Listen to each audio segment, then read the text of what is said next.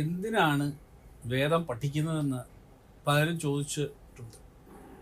എന്തുകൊണ്ട് നിങ്ങൾ കാശ്യപാശ്രമം നടത്തുന്ന വേദ പഠനത്തിൽ ചേരണം എന്ന വിഷയത്തെക്കുറിച്ചാണ് ഇന്ന് ഈ വീഡിയോയിൽ ഞാൻ പറയാൻ ആഗ്രഹിക്കുന്നത്.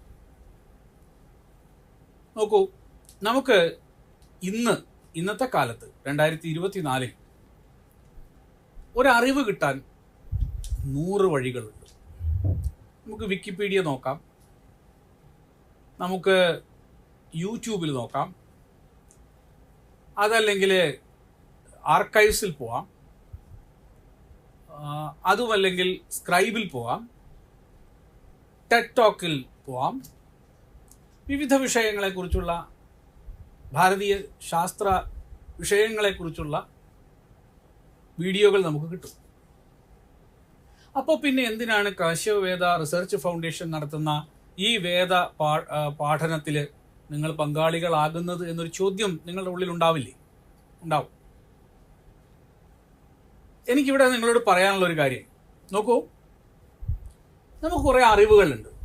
ഈ അറിവുകൾ, ധാരാളം അറിവുകൾ, വേദം 4 അഗ്നി ഋഷി, വായു ഋഷി, ആദിത്യ ഋഷി, അങ്കിരസ് ഋഷി എന്നിവർക്ക് വേദം, ഋഗ്വേദം, യജുർവേദം, സാമവേദം, അഥർവവേദം എന്നിവ കിട്ടി.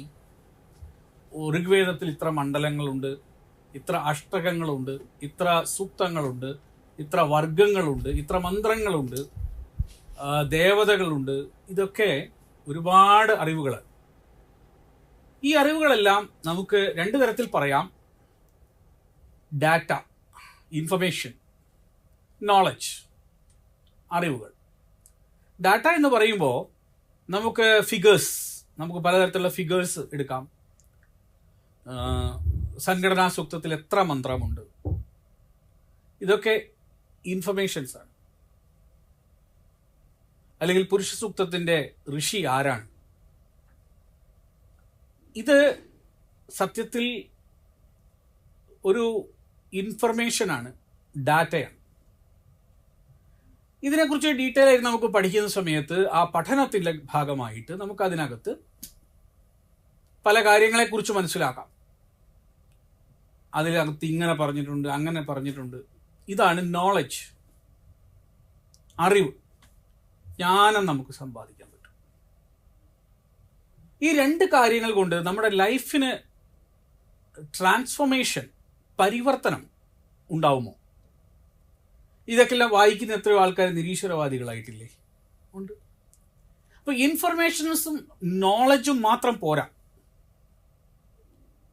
മറിച്ച് ഇതിന് വിസ്ഡം ആവശ്യമാണ്, വിജ്ഞാനം ആവശ്യമാണ്, അറിവ് ആവശ്യമാണ്. എങ്ങനെയുള്ള അനുഭവസിദ്ധമായ അറിവ് ആവശ്യം.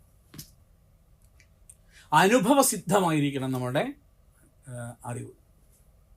ജീവിതത്തിൽ പരിവർത്തനം വരുത്തണം എന്ന് നിങ്ങൾ ആഗ്രഹിക്കുന്നുവെങ്കിൽ നിങ്ങൾക്ക് കിട്ടുന്ന അറിവ് നിങ്ങളുടെ ജീവിതത്തോട് ബന്ധമുള്ളതായിരിക്കണം, ജീവഗന്ധിയായിരിക്കണം. 37 വർഷമായി ഞാൻ വേദ സാധനയിൽ ജീവിക്കുക. ഒരുപാട് അനുഭവങ്ങളുണ്ട്. ആ അനുഭവങ്ങളാണ് കാശ്യപവേദ റിസർച്ച് ഫൗണ്ടേഷൻ എന്ന ക്ലാസ്സിലൂടെ പകർന്നു നൽകാൻ ഞാൻ ആഗ്രഹിക്കുന്നു. നമ്മുടെ അനുഭവങ്ങളാണ്. ആ അനുഭവങ്ങളുടെ വെളിച്ചത്തിൽ ജീവിതത്തിൽ ഓരോരുത്തരെയും പരിവർത്തനപ്പെടുത്താൻ സാധിക്കുമെങ്കിൽ അതൊരു വലിയ കാര്യമായിട്ടാണ് ഞാൻ കാണുന്നത്. എത്രയോ പേർ വേദം പഠിച്ചു, മന്ത്രങ്ങൾ പഠിച്ചു, കാണാതെ പഠിച്ചു. ഞാൻ ആരെയും ഒന്നും കാണാതെ പഠിക്കണമെന്ന് നിർബന്ധം പിടിക്കുന്ന ആളല്ല. അവർക്കൊക്കെ അവരുടേതായ സൗകര്യങ്ങളുണ്ട്. പക്ഷേ ജീവിതത്തിൽ അത് ആചരിച്ചു വരുമ്പോൾ, ജീവിതത്തിൽ അത് പകർത്തി വരുമ്പോൾ അവരുടെ ഉള്ളിൽ ഒരു ബോധം ഉണ്ടായി വരും, ഒരു ട്രാൻസ്ഫോർമേഷൻ ഉണ്ടാവും. ഞാൻ ഇങ്ങനെയൊന്നും ആയാൽ പോരാ, എനിക്ക് ജീവിതത്തിൽ ഒരുപാട് പരിവർത്തനം വരുത്തേണ്ടതുണ്ട്, മാറ്റങ്ങൾ വരുത്തേണ്ടതുണ്ട്. എൻ്റെ ലൈഫ് ഇതുവരെ ഉള്ളതുപോലെ പോയാൽ പോരാ. എൻ്റെ ലൈഫിന് ഒരു വലിയ മാറ്റം ഉണ്ടാവണം. എൻ്റെ കുടുംബത്തിൽ ഒരു മാറ്റം ഉണ്ടാവണം. കുടുംബത്തിലെ എൻ്റെ ഇടപെടലിൽ ഒരു മാറ്റം വരേണ്ടതുണ്ട്. എൻ്റെ സ്നേഹത്തിന് ഒരു മാറ്റം വരേണ്ടതുണ്ട്. എൻ്റെ സാമ്പത്തിക മേഖലകളിൽ ഞാനൊരു മാറ്റം വരുത്തേണ്ടതുണ്ട്. എൻ്റെ ഹെൽത്ത് വൈസ് ഞാനൊന്ന് മാറേണ്ടതുണ്ട്. ഒരു സൊസൈറ്റിയിൽ ഞാൻ ഇടപെടുന്ന സമയത്ത് എനിക്ക് ഒരു പ്രാധാന്യം കിട്ടുന്ന രീതിയിൽ ഞാൻ ജീവിതത്തെ മാറ്റേണ്ടതുണ്ട്. ഇങ്ങനെ തുടങ്ങിയിട്ടുള്ള അനേകം പരിവർത്തനങ്ങളുടെ സംഗീതമാണ് കാശിയോ വേദ റിസർച്ച് ഫൗണ്ടേഷൻ മുന്നോട്ട് വയ്ക്കുന്ന വേദ പഠന പദ്ധതി. അത് ഈ മാസം ഉദ്ഘാടനം ചെയ്യുകയാണ്.